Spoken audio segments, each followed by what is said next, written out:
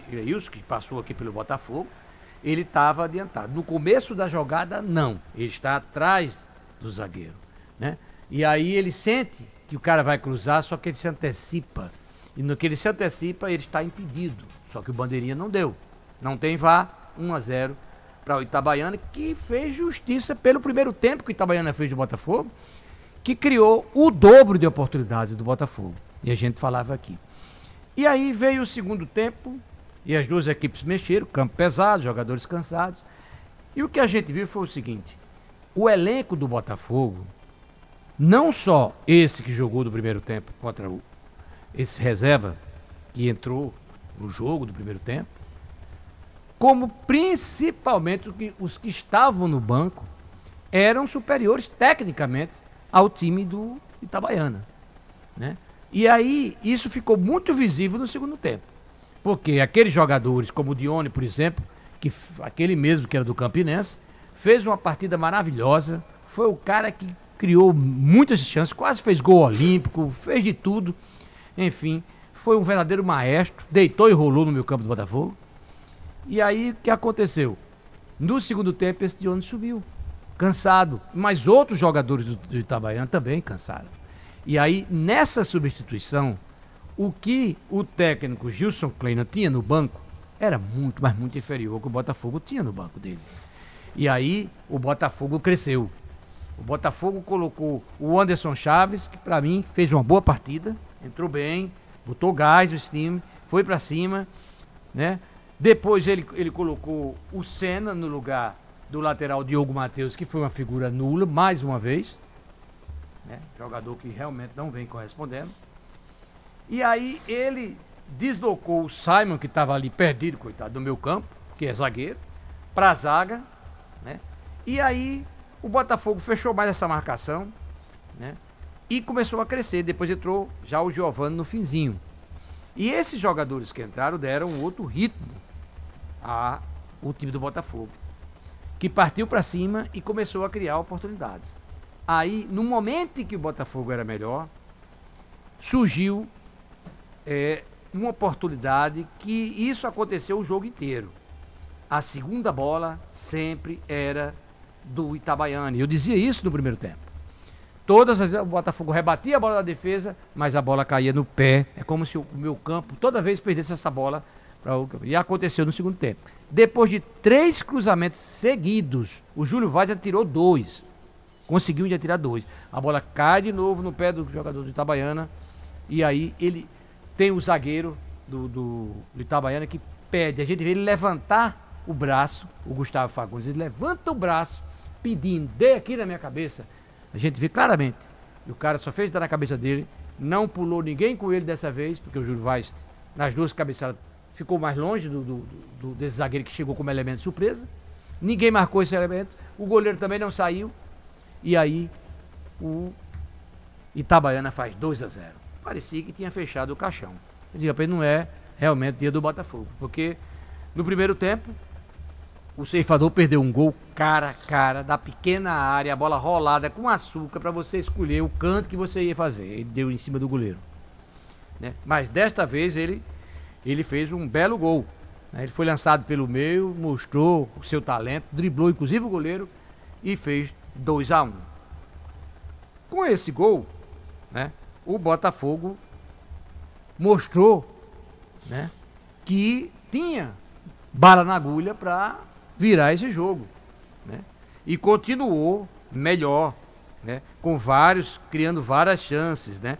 Teve um chute do Ratamoto de curva, um belíssimo chute que o goleirão, o Giazzi, fez uma excelente defesa, né? Poderia ali o Botafogo já ter virado, ter empatado o jogo, né?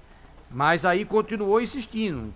E aí eu fui perguntado, inclusive, pro Ronaldo Júnior, Ivo, dá para empatar? Aí eu disse, dá sim. O Botafogo, nesse segundo tempo, está jogando muito mais bola do que o Itabaiana. E tem condições, temos tempo para isso. Mas eu não acreditava que o final fosse tão dramático, né? Não acreditava que o final fosse tão interessante. Porque aí o Botafogo se mandou, né? E chegou ao empate, né? um gol num chute do Tota, que eu inclusive tive a impressão que tinha sido o Romarinho, porque o número do Romarinho era 28 e o do Tota 88. E na hora os jogadores também se abraçando, eu vi como se abraçaram também o Romarinho. E aí o Tota fez o seguinte, ele fez o que o Botafogo não fez quase durante os 90 minutos. E era um campo que era exatamente para isso. Um campo pesado, com poças d'água. O que é que se faz? Se tenta de fora da área, se chuta de fora da área, porque a bola fica pesada. Porque o campo pesado, a bola se quicar, tchau pro goleiro. Mas o Botafogo não fez isso o jogo todo, né? Então, dessa vez, o Tota acertou um belíssimo chute de fora da área e empatou o jogo. E aí, o Júlio Vaz, que estava tirando tudo lá atrás, de todo jeito de cabeça, e criando várias chances nos escanteios para o Botafogo, sempre levando perigo, dessa vez, aos 49 minutos, já nos acréscimos, sobe e de cabeça faz o terceiro do Botafogo. Quer dizer, parecia assim uma coisa inacreditável, né? Torcedor do Botafogo que já não acreditava mais, de repente, aos 49 minutos, o Botafogo vira o jogo. E aí, nesse momento, o Botafogo era líder do seu grupo. 3-2, jogadores comemorando, enfim, a grande festa. Aos 49 minutos, esperando só o juiz dar o apito final de uma partida que ia até os 52. Mas parece que o Botafogo desligou a tomada, porque o Itabaiana foi para o ataque, né? E de repente, aos 51 minutos, gente, 51 minutos, né? Outra vez, se eu não me engano, foi o mesmo zagueiro, o Gustavo Fagundes, conseguiu. Foi o Sintra, né? Porque o nome é Gustavo também, foi um que entrou depois, mas era zagueiro também, se eu não me engano. Entrou para fechar a casinha, se eu não me engano, esse Gustavo Sintra, e aí conseguiu uma bola que sobrou, deram uma sobra de bola ali na grande área, acertou um chutaço, empatando o jogo. Para tristeza do torcedor botafoguense. 3-3, fazendo com que o Botafogo voltasse à terceira posição do seu grupo, né? Veja bem, aos 51 o Botafogo fez 3-3. Aí parece que ficam comemorando muito o gol, esquecem que o jogo não tinha terminado ainda, e aos 53, aliás, aos 51, o gol do Botafogo aos 49, e aos 51, o Gustavo empata o jogo, né? E aí faltava apenas um minuto, mas aí o goleiro do Itabaiana já tinha valorizado bastante, feito muita cera e tal, inventou de fazer uma cerinha a mais. Aí o juiz disse, bom, vamos botar mais um minuto de jogo por conta dessa cera. Nesse um minuto de jogo, vamos levar o jogo até 53. O que é que acontece? O Botafogo vai para o ataque e cruza. Quem estava lá? Ele, Júlio Vaz, acerta uma cabeçada na trave e a bola pede para entrar, ou diz assim, pede, me chuta. Ela corre, ela bate na trave e corre pela pequena área, assim, ninguém toca. E o Botafogo não consegue o gol. Seria a virada da virada, né? Então, quer dizer, o jogo foi, na verdade, muito emocionante. A pelada que nós esperávamos acabou sendo interessante, certo? Porque teve muita emoção, teve uma emoção até o fim. Depois dessa cabeçada na trave, aí o juiz disse, bom, tá na hora de encerrar. Encerrou com um empate. Um empate que teve gosto amargo de derrota para o Botafogo diante de tudo que aconteceu. Mas que, de uma certa forma, fez justiça, assim, porque no primeiro tempo nós tivemos um Itabaiana melhor, no segundo tempo nós tivemos um Botafogo melhor. Agora, se você pesar na balança, o segundo tempo do Botafogo foi mais forte do que o primeiro tempo do Itabaiana. Então, você então merecia tal gol e tal. E outro detalhe interessante, que o torcedor não vai esquecer, que o gol do Itabaiana, de abertura do placar, foi um gol impedido. Ou seja, o Botafogo saiu prejudicado pela arbitragem. Poderia ter saído de Itabaiana com uma vitória, né? E teve um gol ali dourado que eu não entendi bem, né? Falta não foi do goleiro, né? o choque com o goleiro depois que ele toca na bola por cima do goleiro. Mas me parece que estava impedido. Eu, pelo menos, não deu para conferir o lance, não sei. Só amanhã vou ver através da televisão aí uma repetição daquele lance, porque eu fiquei na dúvida naquele gol de falta não foi. Eu quero saber só a posição dele. Então, o Botafogo foi prejudicado pela arbitragem e poderia estar hoje liderando, mesmo jogando com o time reserva, mesmo não levando muito a sério essa Copa do Nordeste.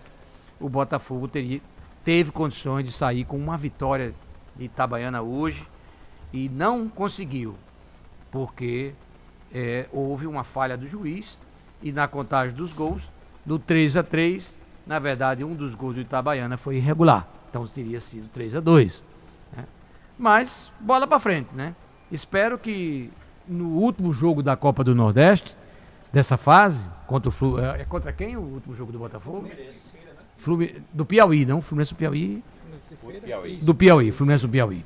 Eu espero que contra o Fluminense do Piauí, o Botafogo aqui em casa, o Botafogo coloque o seu time titular e tente uma vitória para passar para a próxima fase.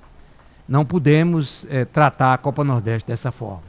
Né? Tá certo que a Série C é prioridade, mas dá para a gente fazer ali um mistão forte, pelo menos entrosado, né, do que fazer um pega na rua com vários jogadores que nunca jogaram juntos. Botafogo tem 5 pontos, o terceiro colocado o segundo é Juazeirense também com 5 pontos.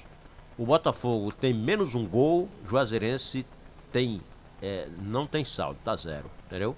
O Botafogo teria que fazer 2, vencer e torcer pelo empate deles, né? Se eles vencerem também, o Botafogo tem que vencer por 2-0. Cada gol que ele fizer, a briga vai ser mais 2. Tem que fazer mais 2. Exatamente. Então, essa é a situação, gente. Mas eu tenho certeza que o torcedor do Botafogo, até que, de certa forma, não pode falar tão mal da equipe, né? Porque o time foi com o time reserva, com essas condições todas que a gente disse, e foi valente no segundo tempo, né? E jogou futebol para ganhar o jogo. Infelizmente foi prejudicado pela arbitragem, mas com certeza, se tivesse pelo menos mesclado essa equipe, o Itabaiana é uma equipe bem inferior ao Botafogo, e o Botafogo teria talvez saído daí com uma vitória bem mais fácil. Mas é isso aí. 3-3, ninguém diria que um jogo desse, num campo desse, teria o placar que teve. 3-3, show de gols. Então, pelo menos, a bola balançou a rede e é disso que o torcedor gosta. Uma boa noite a todos. Valeu, grande